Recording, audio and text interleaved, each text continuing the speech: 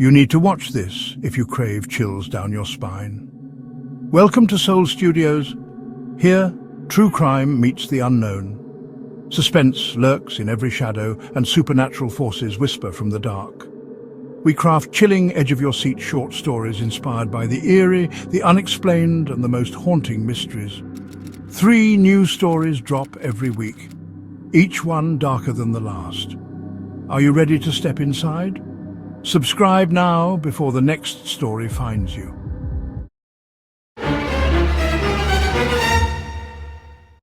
Body of Lies is a chilling descent into obsession, manipulation, and the terrifying erasure of identity. When Ian Bryant matches with a woman named Sera after a painful breakup, he thinks he's found solace. But what begins as late-night texts and casual encounters slowly unravels into a sinister game of control, secrets, and psychological warfare. After Ian's ex, Leah Ramsey, mysteriously vanishes without a trace, all signs point to a clean break. A woman struggling with mental health who simply walked away. But as strange messages, staged sightings, and disturbing gifts begin to arrive, Ian starts to question everything. Is Leah really gone, or is she watching from the shadows? As Detective Owen Mallick peels back the layers, he uncovers a haunting narrative built from forged texts, planted evidence, and a woman willing to rewrite reality itself. But behind the lies is something even darker. A truth no one wants to believe, and a ghost that may not be dead at all. What do you do when the villain is the one telling the story? And what if the only person who knows the truth is the one who buried it? Soul Studios presents a psychological thriller where love is a weapon, identity is a mask, and the scariest ghosts are the ones we create. Subscribe now for more stories that haunt, twist, and linger long after the final line. Chapter 1. Swipe! They always swipe right on the smile. That's what I've learned. Not the profile, not the bio, not the fun facts. Just the picture, just the smile.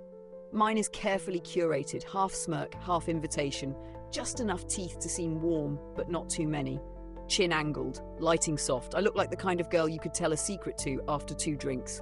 And they'd be right. His name was Ian Bryant. Mechanic, 38. 1 kid. Maybe he had that divorced dad energy, even though he never mentioned a child. Sad eyes, crooked nose, arms that looked like they'd been used for something real. I liked that. Hey, he messaged first. Simple, safe. I waited an hour before responding. That's the trick. Keep them leaning forward. Make them think you're already slipping away. By the second message, he'd told me he was fresh out of a long-term relationship. 12 years, no closure, no real reason. She just left. I told him I understood, that I wasn't looking for anything serious either. That was a lie. What I wanted was everything, and if I couldn't have it, no one could. We met at a dive bar 2 blocks from his place. I wore a black dress that hugged all the right regrets, and I let my eyes say more than my mouth did. When I reached for my drink, I touched his wrist lightly. He didn't flinch. Good. He bought the second round. I kissed him behind the bar in the alley while the bartender smoked a cigarette and pretended not to notice. I was in. He kept things simple, texts every few days, late-night visits. He never called me his girlfriend, never asked questions. I didn't push, not right away. He smelled like oil and pine soap. He had this little nervous habit, cracking his knuckles one at a time when he was thinking. I found it disgusting and endearing at once. I left a hoodie at his place by accident. Well, I said it was by accident, but I don't forget things. Then she happened. Leah Ramsey. I saw her once. That was enough. I went to Ian's to get my hoodie. Just a pop-in, just a flash of lipstick and old comfort, and she opened the door. The look she gave me. God. She thought she was clever, thought she knew something. I smiled. She didn't. She blinked like someone stepping into a storm. I wanted to slap the smirk right off her silence, but I didn't. Not then. I just filed her away like a name in a ledger. 2 weeks later, she texted him asking to move in, and he said no. I imagine her face crumbling behind the screen, the panic rising, her carefully measured future slipping through her fingers like bathwater. Ian told me she got weird after that, started texting at all hours, saying he'd regret it, saying he'd be sorry. And then, just like that, she was gone. Moved out, quit her job, texted her mom some nonsense about a new opportunity in Denver. I don't know why people assume when someone disappears, it means they walked away. Sometimes they were taken, and sometimes they were erased. I kept Ian close after that. Quiet, patient, predictable. I baked banana bread. I ran into him coincidentally at the gas station. I texted late at night when I knew he was lonely and a little drunk. But he never looked at me the way he looked at her. So I made sure he wouldn't forget her. I made sure no one would. Chapter 2, Ghost Mode. They say grief is a process, but they never talk about the kind of grief that feels like being left out. The kind where you're alive, still breathing, but someone else has taken your place like you were never even there. That's what Leah Ramsey did.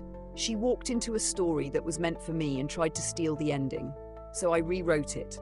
It started small. A text from Leah's number to Ian at 2:13 a.m. I forgive you. That's all. I watched him read it from my car across the street, the glow of his phone lighting up his face, that crease in his brow tightening like a noose. He didn't reply. That was okay. He didn't need to. The next message came the following night. I saw you at Murphy's. You looked happy. Too happy.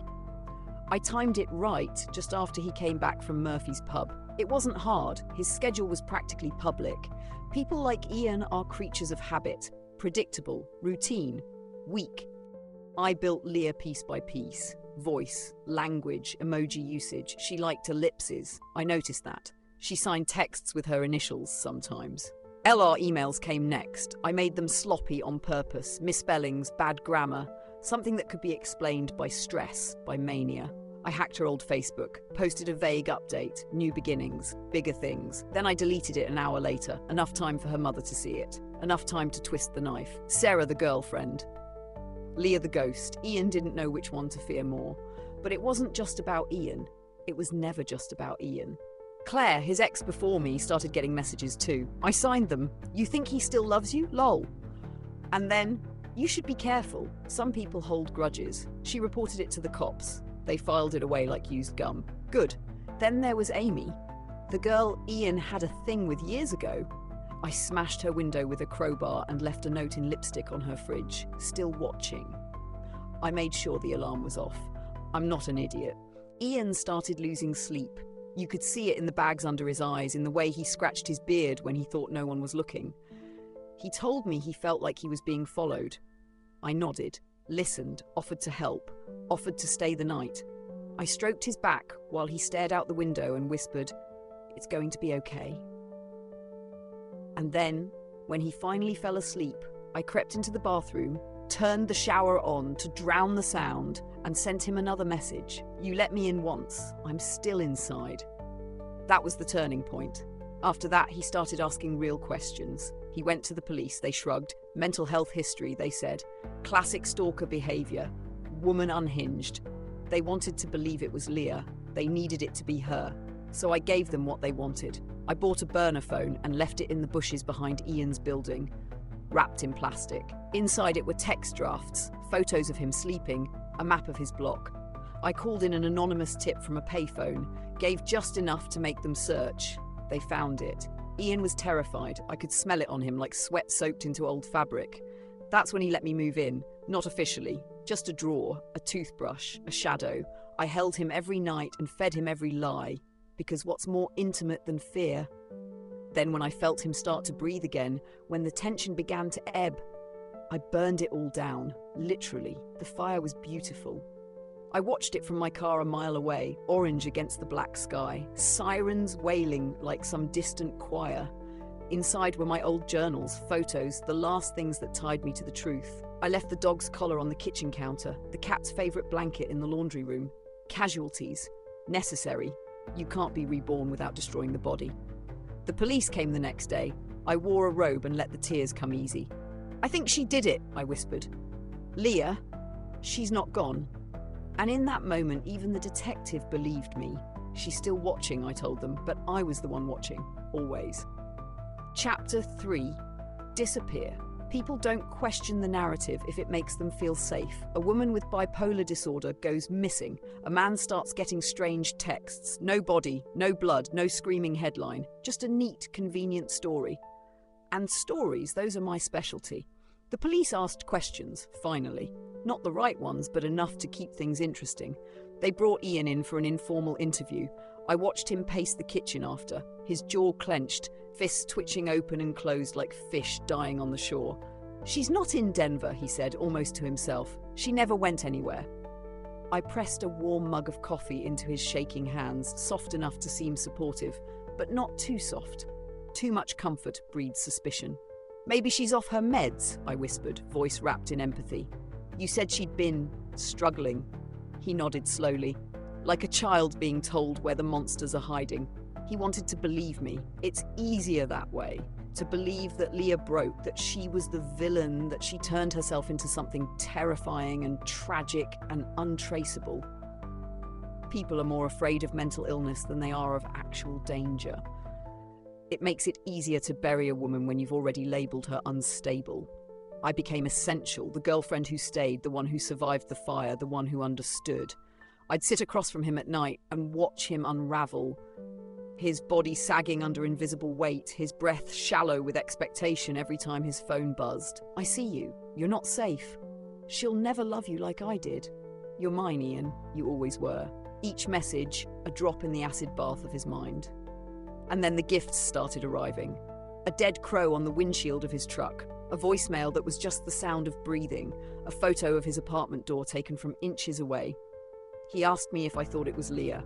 I tilted my head, played concerned. "What else could it be?" I asked, eyes wide, like I was scared too. One night he woke up screaming, sweating, shaking, dreaming of footsteps behind him in the hallway that led nowhere. He turned to me and said, "She's in my head, Sera. I think I'm going crazy." I kissed him gently, smoothed the hair from his forehead. "You're not crazy," I said. "She is." They questioned me again. A detective with tired eyes and a slow voice. Owen Mallick. The kind of man who remembers everything and pretends not to. He asked me when I last saw Leah. I lied, of course. "Just once, at Ian's. She opened the door. She looked off, you know?" Pause. "She didn't say anything, just stared. I thought she was on something." He nodded, wrote it down. Then he asked if I'd gotten any messages from her. I told him yes, showed him a few, ones I'd sent myself. "I'll burn what you love. You'll die like your pets." He looked disturbed. That pleased me. But he didn't press further. He wanted it to fit too. The Leah I created was powerful, unstable, relentless. A woman unmoored from reality, obsessed with control, incapable of letting go. She was so easy to build because no one cared to question it. They saw the diagnosis, they saw the gender, they connected the dots I laid out for them like breadcrumbs dipped in blood. But what they didn't know, what they still don't, is that it's not hard to disappear someone. Not if you do it slowly. Not if you make them seem like they wanted to vanish. Not if you rewrite the ending before the story's over. Ian's world was shrinking now. I kept it that way. Moved little things, a sock, a photo, the charger to his phone, until he started wondering if he was losing his mind. I locked his door one night while he was out and rearranged the magnets on his fridge, moved the milk to the counter, left the front burner on low. He called me in a panic. Someone was here. I told him he was imagining things, that it was probably stress, that maybe it was Leah. He believed me. Of course he did, because when a woman disappears and the only thing she leaves behind is chaos, it's easy to believe she's the problem and not the person wearing her skin. Chapter 4. The ones you leave behind. Control is better than love. Love is messy, conditional. Love is waiting for someone to call, watching their eyes when you speak to make sure they're really listening. Love is waking up one day to find someone else's shoes at the door that used to be yours. But control clean. And when I slipped into Leah's life, put my fingers through the gloves of her name and pulled it over my skin, it fit perfectly. She left so many pieces lying around so carelessly. Emails, passwords, photos of Ian with his head on her shoulder, smiling like he meant it. It felt like an invitation. It felt like possession.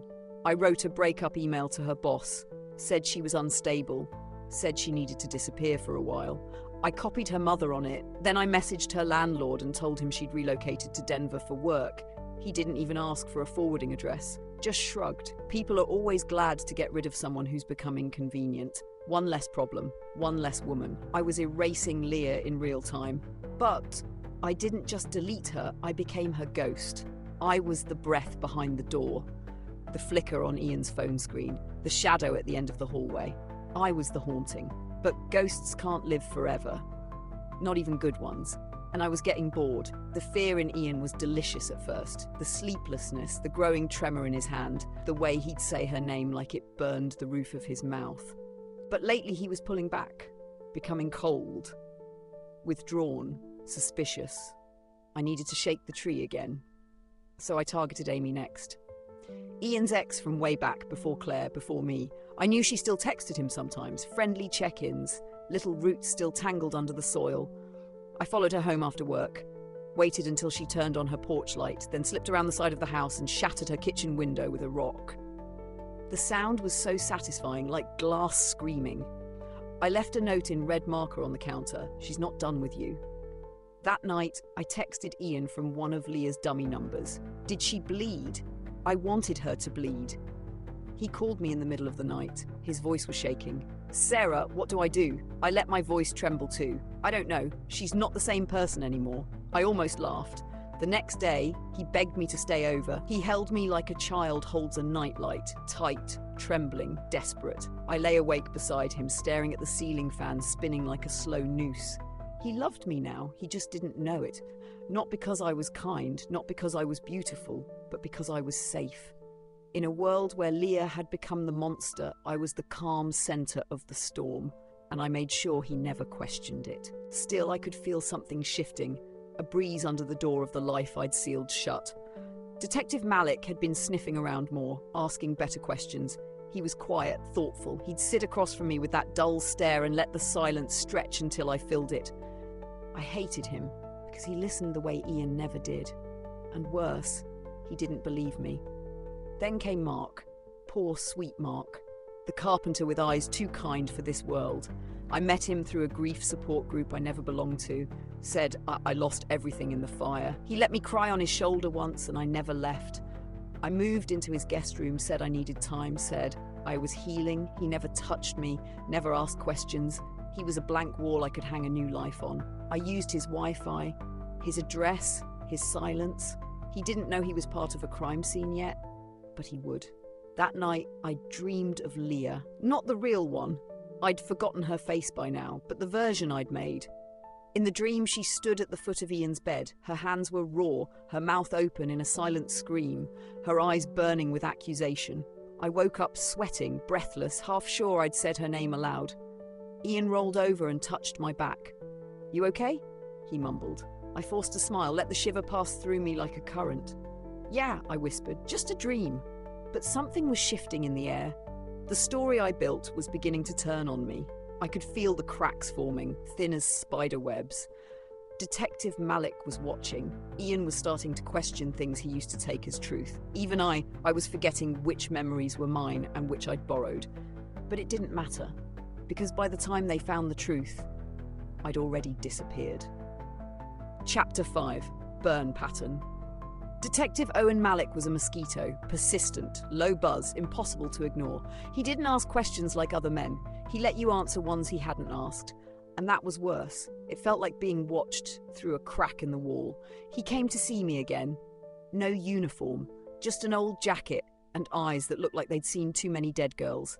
"Just checking in," he said, leaning on the porch rail of Mark's house, hands in his pockets like we were neighbours, like he wasn't circling the drain of my life. He asked about the messages. I showed him new ones I'd sent myself that morning. "I see you through the glass. You smell like gasoline." Tick-tock, he jotted something in his notebook, said nothing, but I could feel it. The shift. The way he looked at me, not like a victim anymore, like a possibility. So I burned another bridge. Not literally this time, though the thought crossed my mind. No, this fire would burn inside the wires. I went to the public library and logged in under a fake name, burned IP address, masked proxy, just enough tech knowledge to be dangerous. I created a new email, leahramsey.exists@hotmail.com. Crude, yes, that was the point.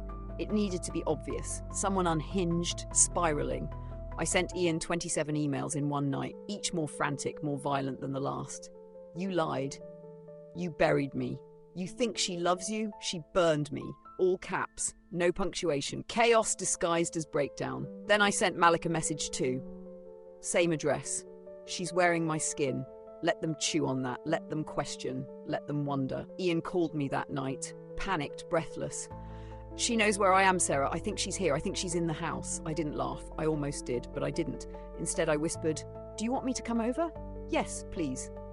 There it was. The control, the dependence, the sweet gravity of power. When I arrived, he hugged me so tightly it hurt. "She's going to kill me," he whispered into my shoulder. "She's not done." I stroked his hair. "She never even started," I murmured. But something had changed. It was in the way he watched me now. Longer, slower, like he was trying to remember something or notice something. It made my skin itch. So I did what I had to do. I planted Leah's lipstick in Ian's glove box. I printed a photo of her and left it in his mailbox. The edges burned slightly, like it had survived a fire. I dropped a phone outside his building with a single message on the lock screen. "You're next." The fear came back in his eyes like it had never left, and with it, the trust. But Mallick, he wasn't buying it. He called me in for a formal interview, sat across from me in that grey room with the buzzing fluorescent light and a styrofoam cup that smelled like mould.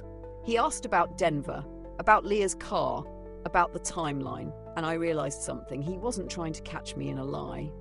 He was trying to catch me slipping. So I went cold, clean, polite.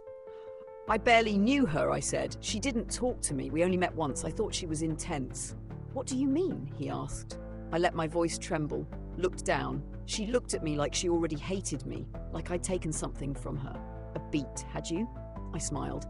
"Isn't that what men do? Give women to each other?" After that, he changed his approach, stopped asking about Leah, started asking about me, where I'd lived before, where I worked, who I dated. He was building a profile, a wall of string and pins with my face in the centre. So I burned again, not a house this time, not a life, my own body. I drove to a rest stop off Route 17, parked behind the dumpsters. I brought the gun Mark kept under his bed. He thought I didn't know about it. I aimed it at my thigh, counted to 3 and pulled the trigger. The sound was louder than I expected, a thunderclap inside my skull.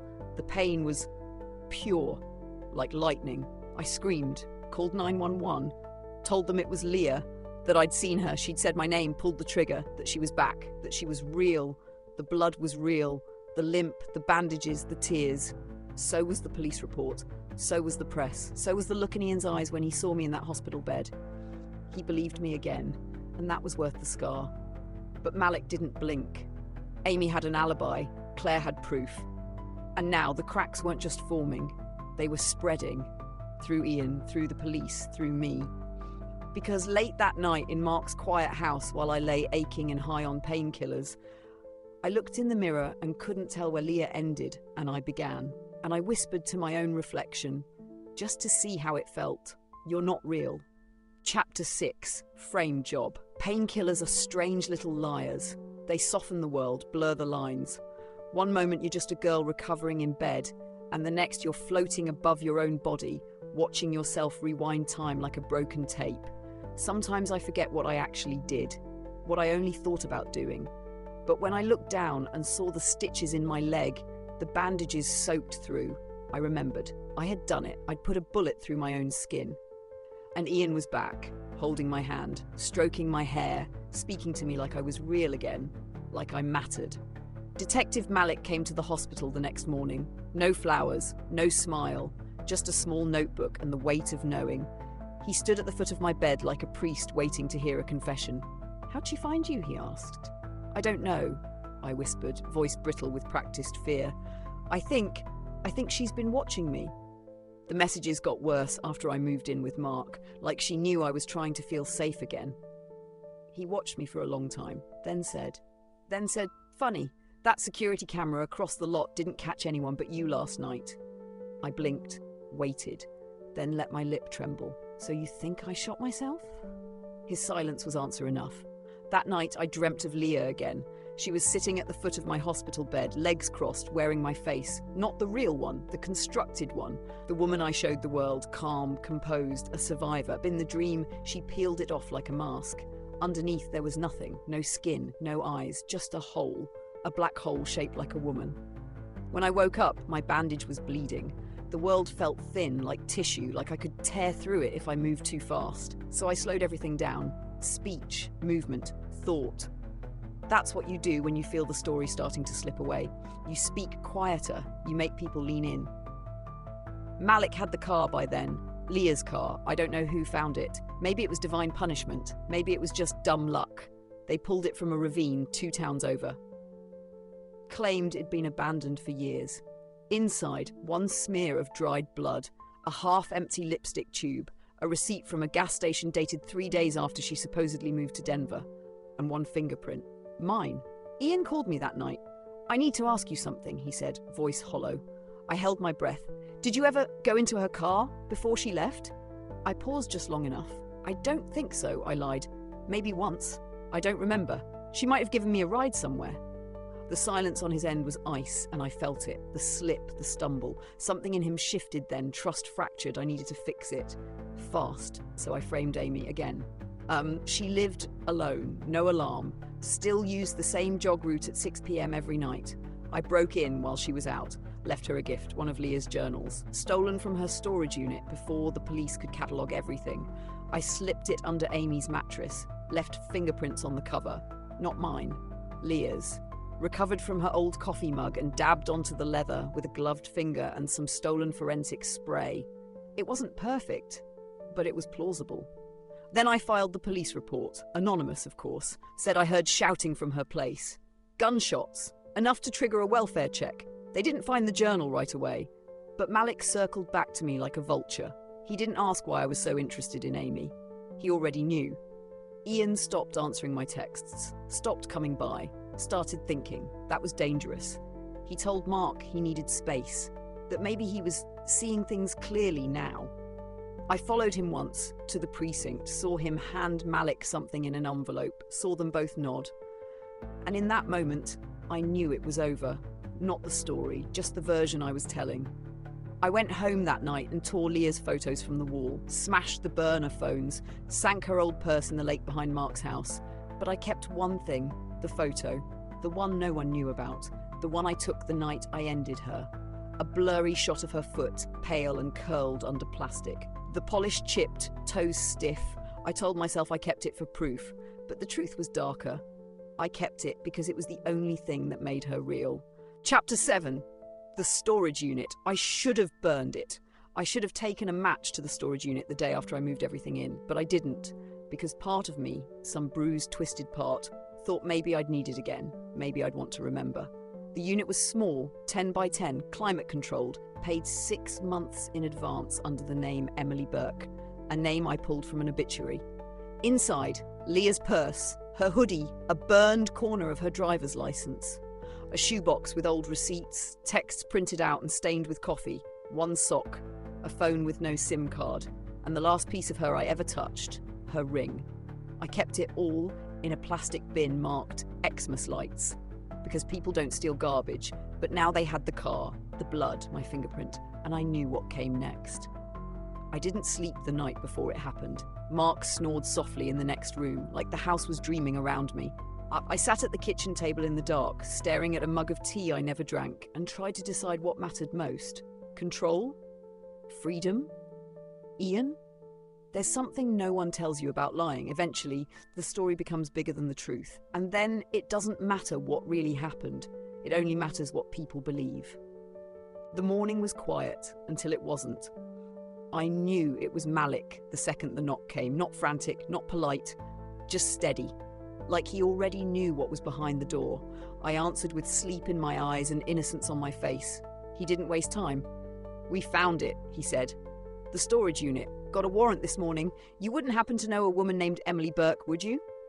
I froze. Just long enough, just obvious enough. "No," I said softly. "Should I?" He didn't smile. Didn't blink, just handed me a photo, the shoebox, the hoodie, the ring, and on the lid of the box, faintly like a whisper, my handwriting. "Leah, do not touch." I stared at it, let the silence sit wet cement in my throat. "I want a lawyer," I said. Finally, they didn't arrest me, not yet, but the message was clear. I was no longer the victim, no longer the girlfriend, no longer the haunted. I was the suspect. Ian didn't call. Not after the news broke. Not after the storage unit story hit the local paper. Not after they linked the lipstick in Leah's car to one found in my bag. He vanished from my world as suddenly as Leah had. Poetic, isn't it? I broke a mirror that night, watched myself splinter into 7 sharp little women. None of them looked like me.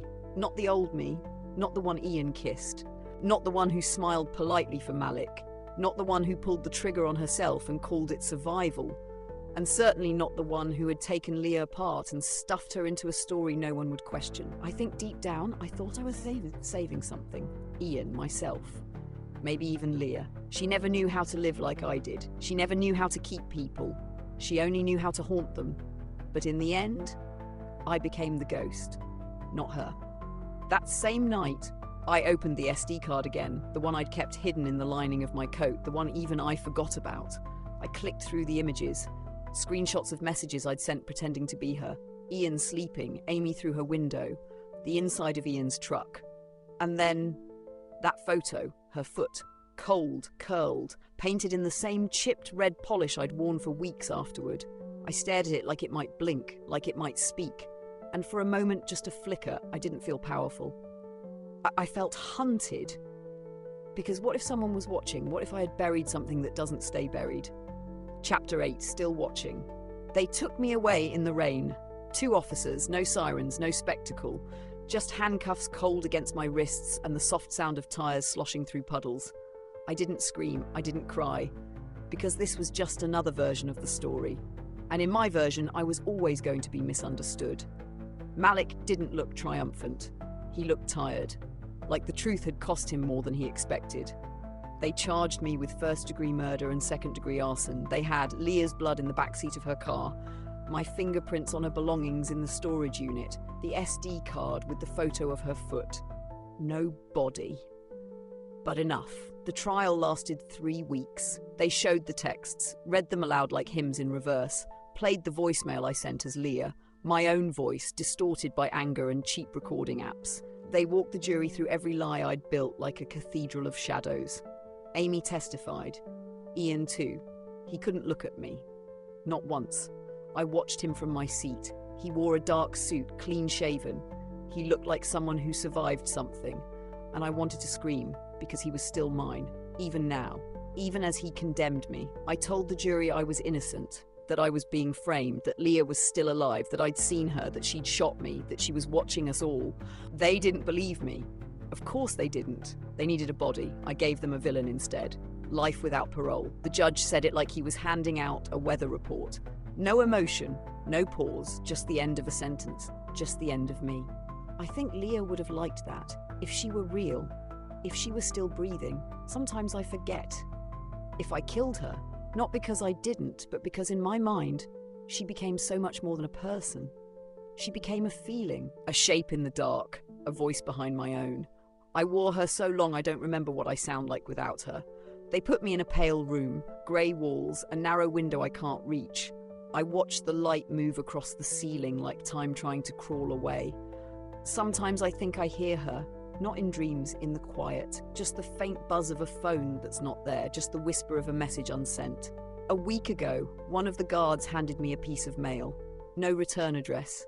Inside, a printout, a single text, "You buried me too soon." The guard said it came through internal channels. Someone printed it off and sent it over. No one knew who, no one knew how. But I knew. Of course I knew. She's still watching, or maybe I am. In the end, the lies she built became her cage, trapping her in a story she could no longer control. Now alone in silence, the only voice left is the one whispering from the shadows, a truth she thought she'd buried. But some secrets refuse to stay dead. She buried the truth, but the truth won't stay buried.